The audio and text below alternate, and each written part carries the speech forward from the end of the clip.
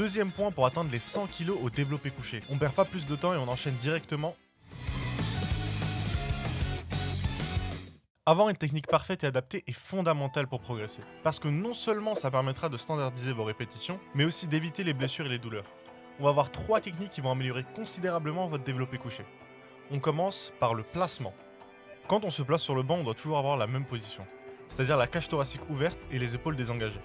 Pour ça, on a juste à remonter ses épaules comme pour les mettre en arrière, puis les abaisser un peu.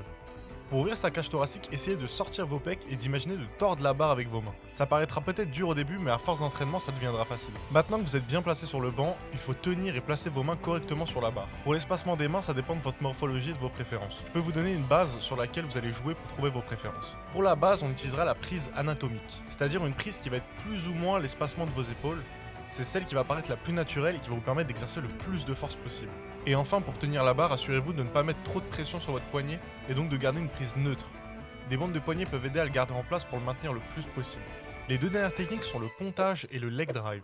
Elles sont très importantes. Le pontage consiste à arquer son dos lors du mouvement pour réduire son amplitude de mouvement, et le leg drive va être l'action d'utiliser ses jambes pour se pousser vers l'arrière pour maximiser la tension dans son corps.